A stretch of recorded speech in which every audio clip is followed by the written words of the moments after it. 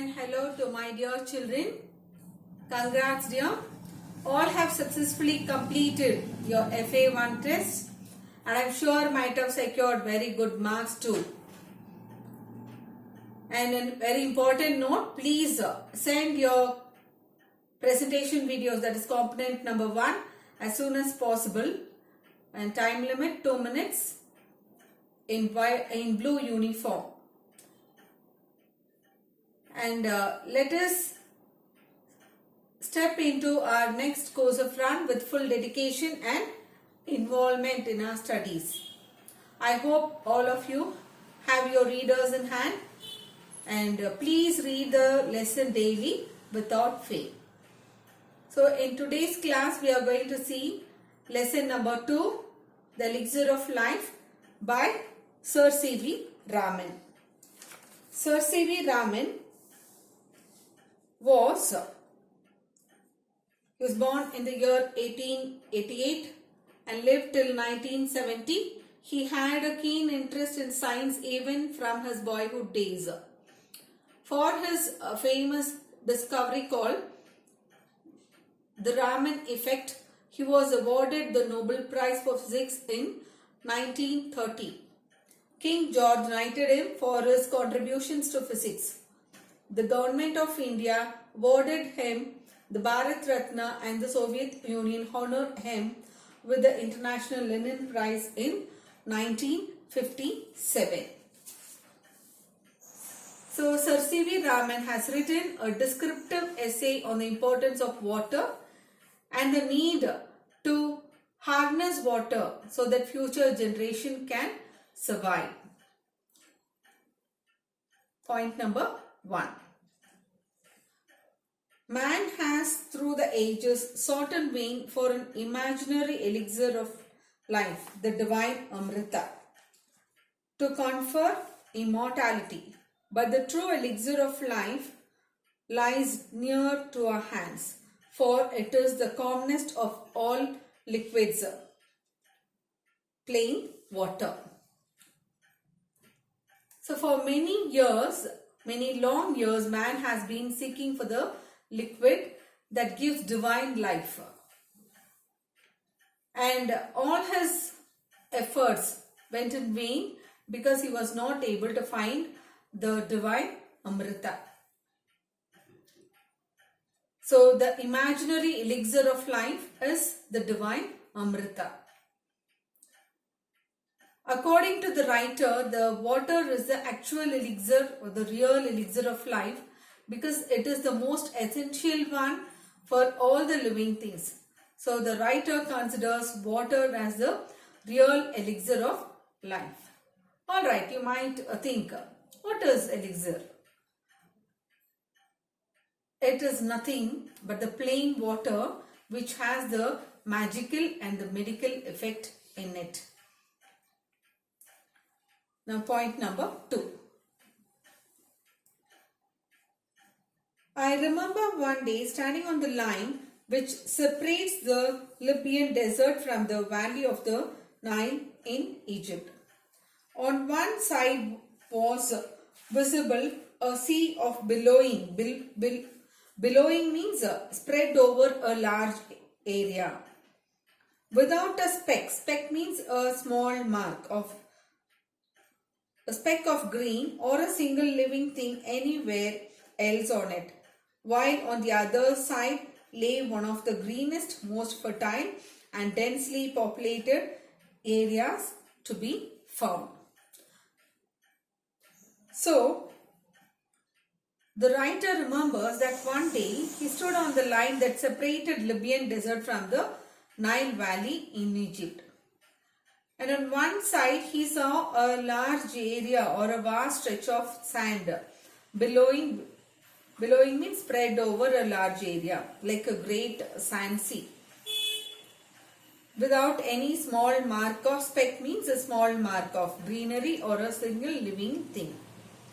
But on the other side he saw the greenest, the most fertile and the densely populated areas which was teeming means moving in or filled with life and vegetation.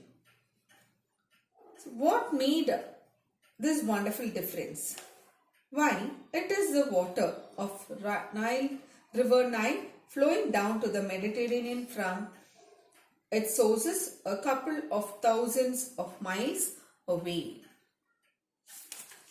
So, why is this wonderful difference? The writer says that it is because of the River Nile that flows through the place down from the source and covers an area of nearly 2000 miles and reaches the Mediterranean Sea. So here you can see one side, you can see a desert, a Libyan desert. It is like a vast stretch of land with a great sand sea, and the other side you can see the greenest place and the most fertile and the densely populated area, which is filled with life and vegetation. Now, point number 3. Geologists tell us that the entire soil of the Nile Valley is the creation of the river itself. It is brought down as the finest silt in its flood waters from the highlands of Abyssinia and from remote Central Africa and laid down through the ages in the trough. Trough means a long narrow region through which the Nile flows into the sea. Geologist means one who studies about Earth's physical structure. So, geologists tell that River Nile on its flow, it settles the fine sand on its bank. So, the Nile Valley is the creation of the river itself. The flood waters of the River Nile carried the fine sand from Abyssinia highlands and from Central Africa through the trough means long narrow region which it flows down when it flows down into the Mediterranean Sea. The read again. Egypt is in fact was made by its river. Its ancient civilization was created and sustained by the life-giving waters which come down year after year with unfailing regularity. Egypt is created by the river Nile, and also the ancient Egyptian civilization was created and sustained, supported by this life-giving river waters which flows down for many years together regularly without fail throughout the years. Point number 4. I give this example and could give many others to emphasize that this common substance which we take for granted in our everyday life is the most potent. Potent means powerful and the most wonderful thing on the face of our earth. So Sir C.V. Raman says that taking not only this river Nile but also gives many other rivers as an example to stress the fact that water is of much importance in each and everyone's life. But we have taken this water for granted, which is the most important and the potent. Potent means powerful and wonderful thing on the surface of the earth.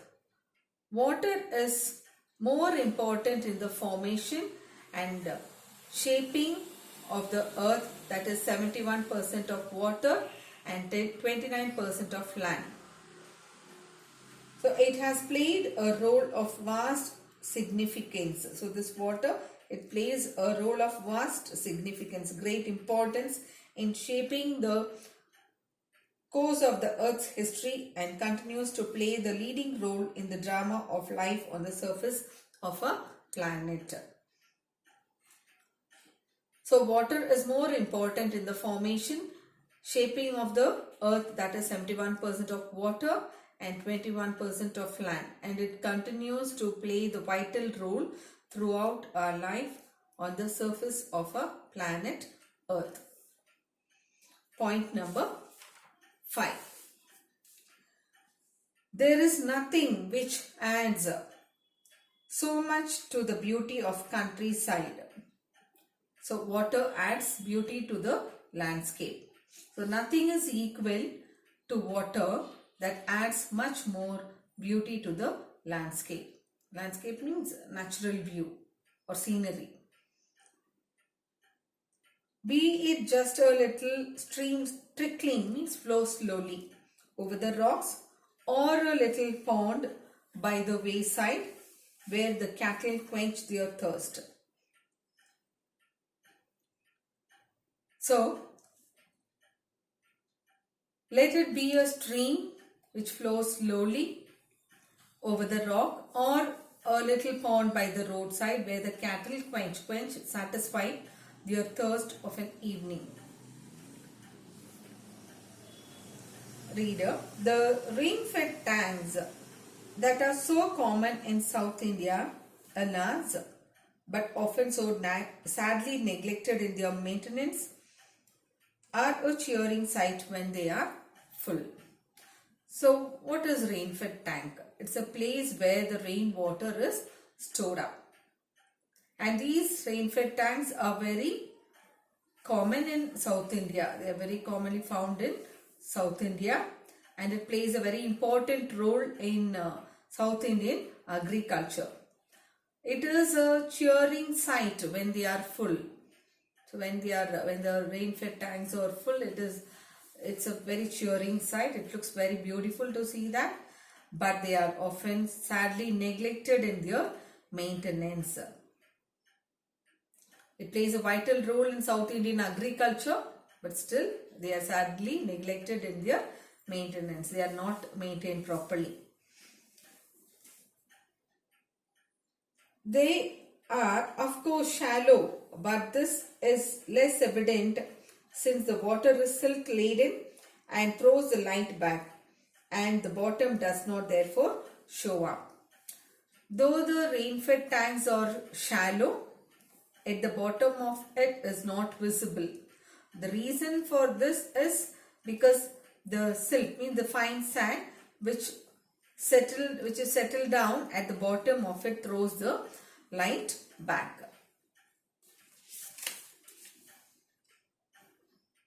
And these tanks play a vital role in South Indian agriculture.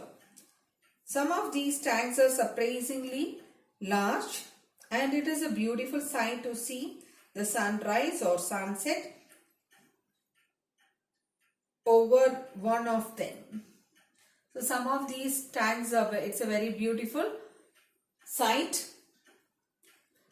and some of these are very large.